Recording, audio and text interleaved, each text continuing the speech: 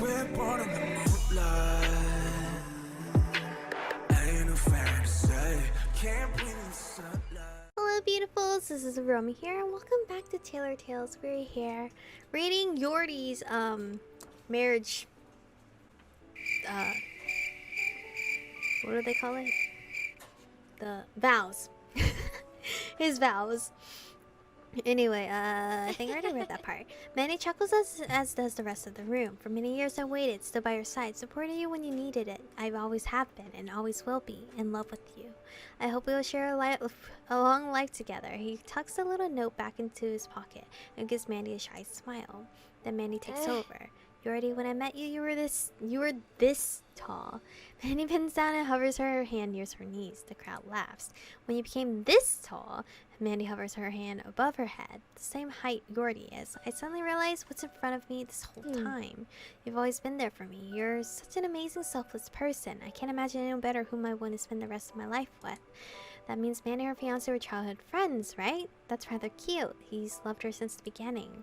The minister turns to Yordi.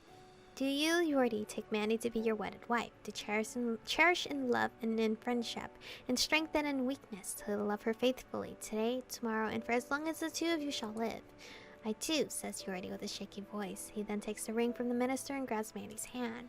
I give you this ring as a symbol of my love. He slips the ring into Mandy's finger.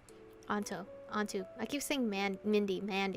Do you, Mandy, take Yordi to be your wedded husband, to cherish in love and in friendship, and strengthen in weakness, to love him faithfully, today, tomorrow, and for as long as the two of you shall live? Mandy grins at him. I do. The minister gives Mandy the ring, which in turn makes her grab Yordi's hand. I give you this ring as a symbol of my love. She slips it onto Yordi's finger. Mandy and Yordi, you have expressed your love to one another through the commitment and promises you have just made. It is my pleasure to now pronounce you husband and wife. You may now kiss one another, the minister declares. Sarah expertly navigates to the front of the couple and lifts up her camera. Mandy and Yordi both lean in, with Yordi wrapping an arm around Mandy's waist, dipping her low before planting a kiss on her lips. The crowd stands up, cheering and clapping at the reunion of love. I stand with them, clapping as well. That's so cute. The couple write down their signatures on a piece of paper along with the bridesmaid and best man. Then the newly married couple exit the room with cheering following behind them. Everyone leaves the room to follow them. I stand up as well. Oh wow. We're led outside the building to a wonderful large garden. There are seats and tables everywhere. A large party tent is in the middle where there are people serving drinks and snacks. It looks like a royal wedding. It's also very impressive and beautiful. Hurry up, ladies! The bouquet is about to be thrown! Mandy claims with a smile. A gaggle of women follow Mandy into the open as she teases them with the flowers.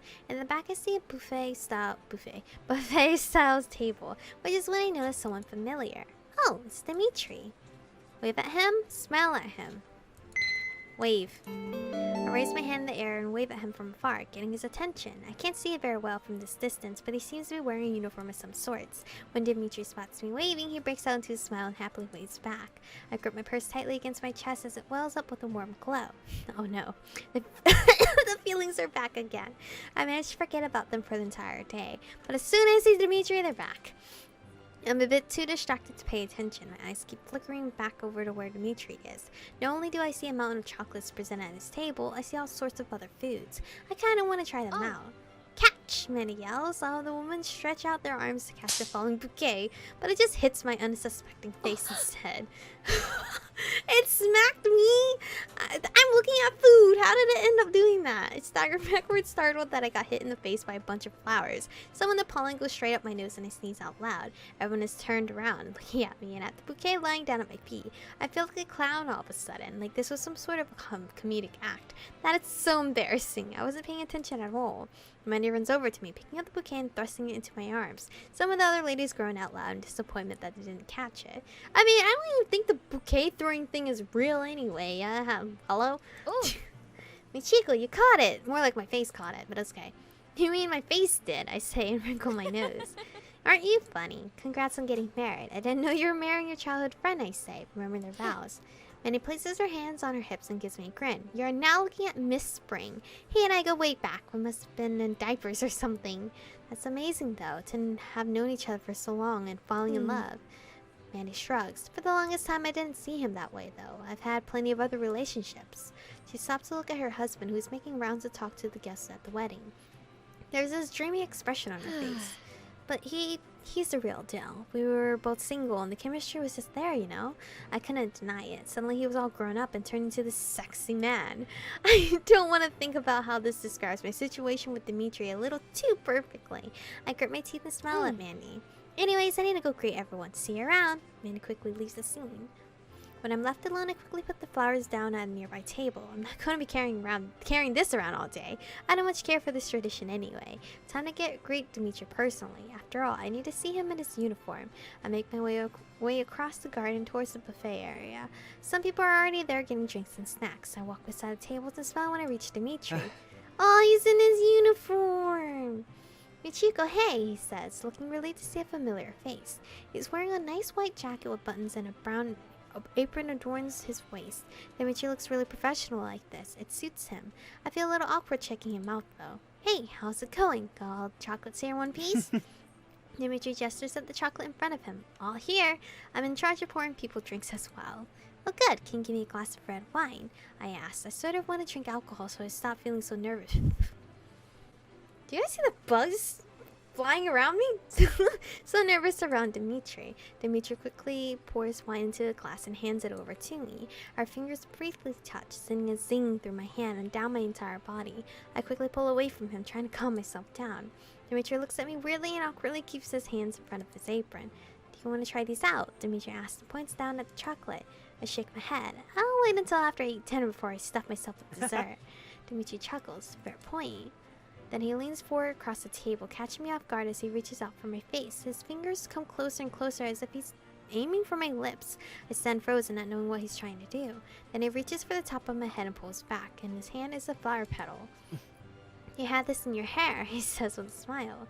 I flush red and look away from him. A stupid flower bouquet hitting me in the face. I wanted to look nice for Dimitri, not ridiculous with the flower petals in my hair. Wait, I wanted to look nice for Dimitri? Ugh, I can't with a good conscience deny that. I did want to look pretty for him, sort of like I was waiting for him to tell me I looked nice, even though he hasn't said anything. Yeah, I managed to catch the bouquet, I explained.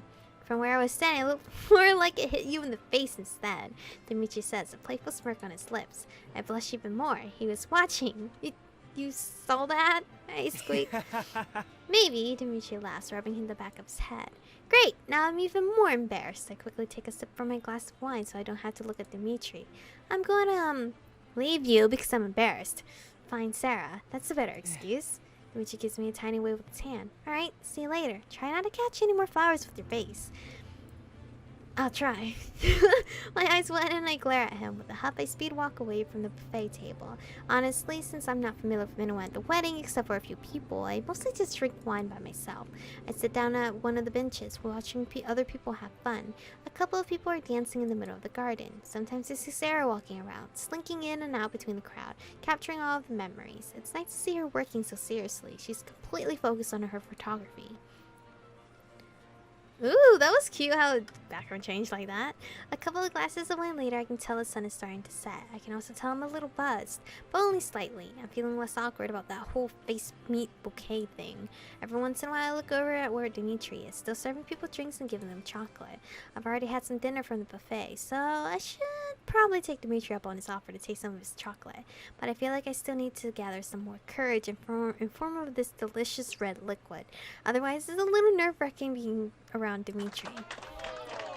Suddenly, cheers erupt from the dance floor and the music changes to a slower, more melancholy track. Melancholy? The bride and groom enter a dance floor and people stand around them in a circle. I see the both of them performing a very slow waltz and turn with music. It's very romantic. They must have practiced this for a while before the wedding. Then someone taps on the groom's back, an older man asking to dance with Mandy. I believe this must be Yordi's father, since they bear a striking resemblance to one another. Yordi gets swept up by Mandy's mother, and now there's four of them dancing, swaying to the music. Mandy beckons other people to join with her hand, and then all of a sudden people swarm the dance floor. Sarah's having a field day, shooting as many pictures as possible. I feel like dancing as well. Ask Dimitri to dance. Oh, duh. My eyes can't help but look over to where Dimitri is, still stuck at the buffet stand. Well, I have already finished 3 glasses of wine. I should be able to ask him to dance with me. I put my purse and glass of wine onto a table, determined to make my way over to the buffet, standing in front of Dimitri. Oh. Michiko, look! Everyone loved my chocolate so much that there's none left. Dimitri is beaming down on me with a smile, gesturing at the empty buffet table. Oh, huh. I didn't even realize they were that popular. Good job, though. Oh no, that means I didn't get to try anything. I feel bad now. Dimitri, I start. He innocently cocks his head to the side.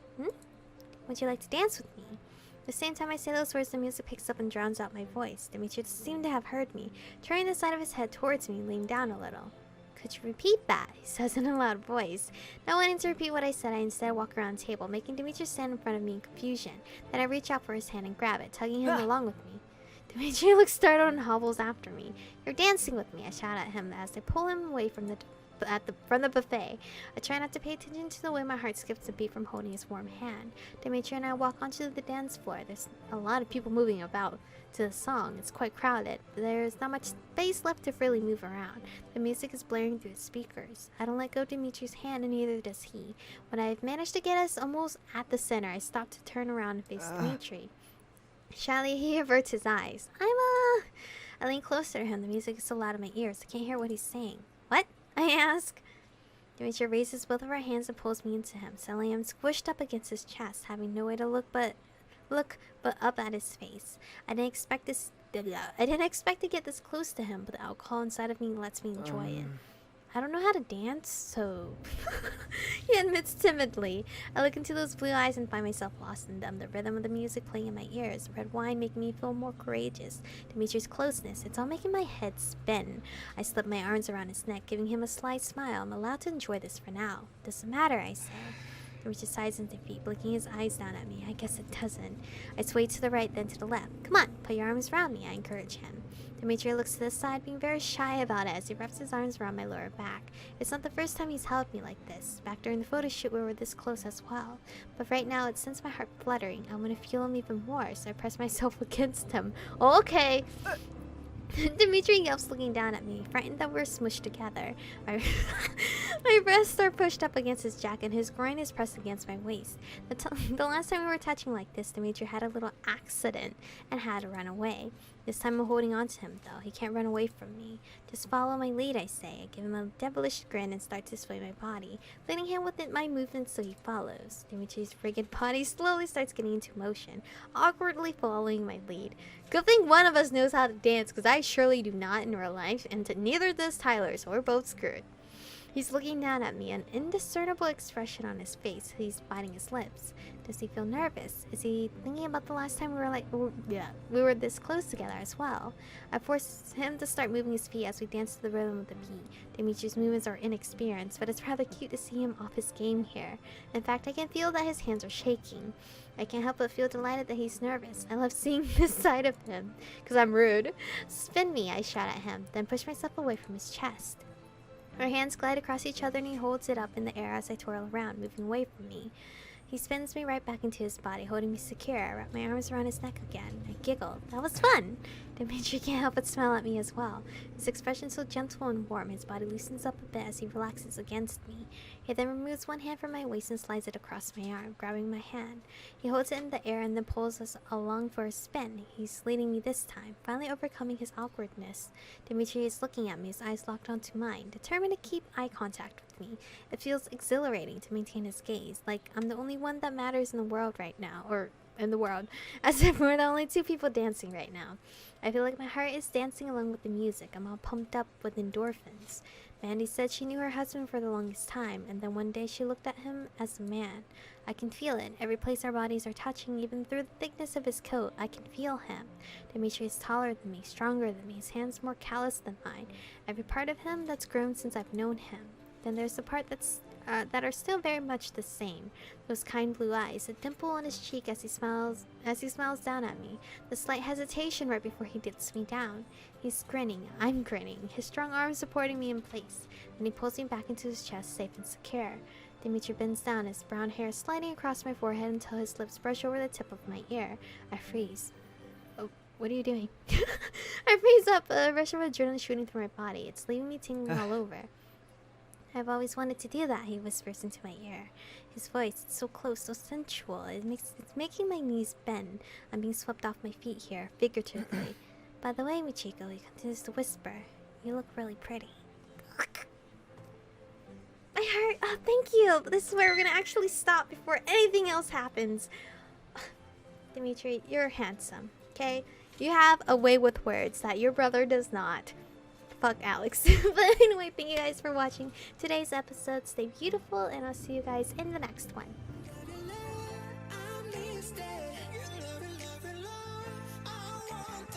You touch it,